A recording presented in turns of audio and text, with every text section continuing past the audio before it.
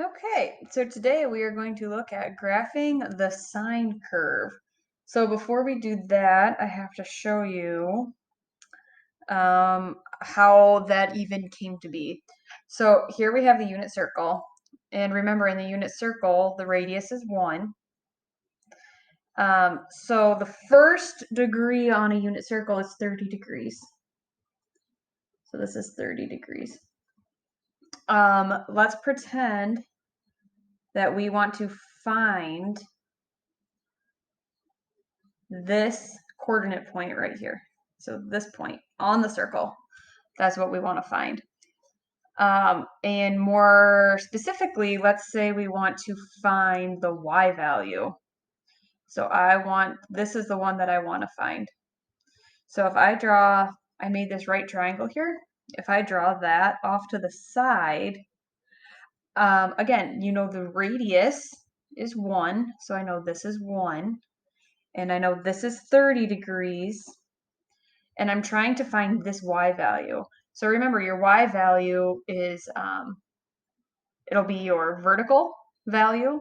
So I'm trying to find this length, and that will give me the y value of this point. So going back to integrated 2, we learned SOHCAHTOA. And you won't have to do any of this in your homework. I just want to show you where this is all coming from. So you have 30 degrees, so here's your reference angle. X is your opposite, 1 is your hypotenuse, so you have opposite, hypotenuse, so you're going to use sine. So we have sine of 30 equals x over 1. Multiply both sides by 1, or just x divided by 1 is 1. So, I should have not labeled this as x. That was silly of me. I should have labeled it as y. We're talking about a y value. Sorry. Anyways, so we have y equals sine of 30. So I could go around this entire circle. I could do 45 degrees, then the y value would be sine of 45. I could do 60 degrees, the y value of 60 degrees would be sine of 60. Okay, so now we're going to look at the unit circle again. Remember, the radius is 1 in a unit circle. So if this was an x and y axis, this point right here would be at 1, 0. This point would be at 0, 1. This point would be at negative 1, 0. And this point would be at 0, negative 1. So now let's go ahead and write in the radians, the radian measure of each of these. So this was at 0 radians, or 2 pi radians.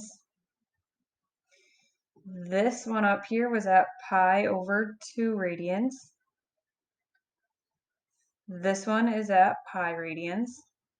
And this one down here is at 3 pi over 2 radians. So now we're going to make a table of values.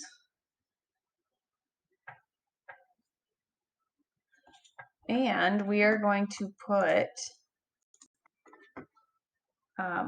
theta up top. So theta, remember, is just an angle measure. So our first angle measure was 0. Our next angle measure was pi over 2. Our next angle measure was pi. And then our next one was 3 pi over 2. Okay, so then on the bottom, I want to do the sine of theta. Okay, so remember, sine, it's just the y value of the coordinate point, and that's what we looked at just a few minutes ago. So the sine is always the y value. So if I look here at 0 radians, what's my y value? Well, my y value is 0. If I look up here, my y value is 1. Over here, we're back at 0. Here, we're at -1. And then let's just pretend I wanted to go to 2 pi. So we were at 3 pi over 2, now we're going to 2 pi. And what's my y value? Well, it's 0 again. So now if I keep going around the circle, all of these numbers are just going to keep repeating. It's going to go 0, 1, 0, -1, 0, and keep going. So let's go ahead and graph these points from this table on a coordinate grid. Okay, so when you are graphing sine, and tomorrow we'll do cosine, or no, Wednesday we'll do cosine, sorry.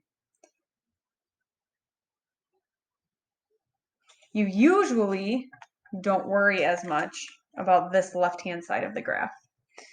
The x-axis, this is going to be where we label our radians. So we have, for our radians, we have 0. We have, let me mark these quick. So we have 0, we have pi over 2. We have pi, we have 3 pi over 2, and we have 2 pi. And then our y-axis, that's just going to be our sine of theta. So this, we're just going to measure, we're going to go 1 and 2, 1, 2, negative. Okay, so let's go ahead and plot our point. So our first point is going to be at 0, 0. So 0, 0. Our next one is at pi over 2, comma 1. So pi over 2, comma 1. Our next one is at pi 0. Our next one is 3 pi over 2, -1. And then we are at 2 pi and 0. So when you connect these points, it's a curve. They aren't straight lines. So it'll look like this. So this is one cycle of the sine curve. So remember how we said that this is just going to keep going and going and going?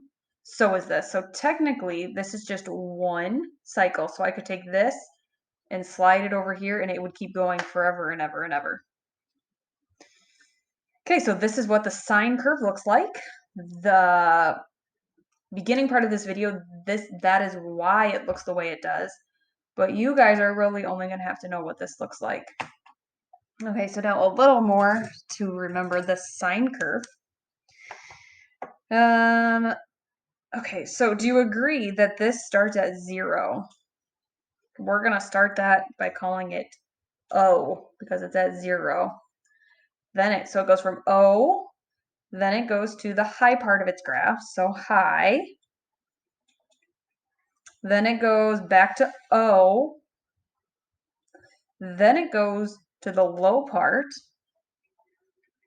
Then it goes back to 0, which is O.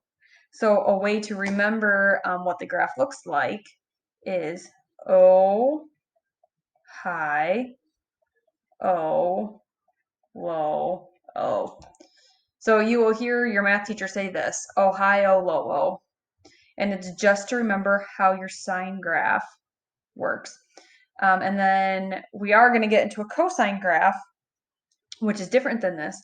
So to keep them separate, when you drive to Ohio, get it, Ohio, the state, what's the first thing that you see?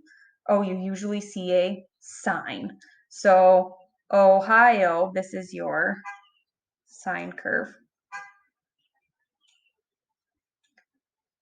And that is all we have for today.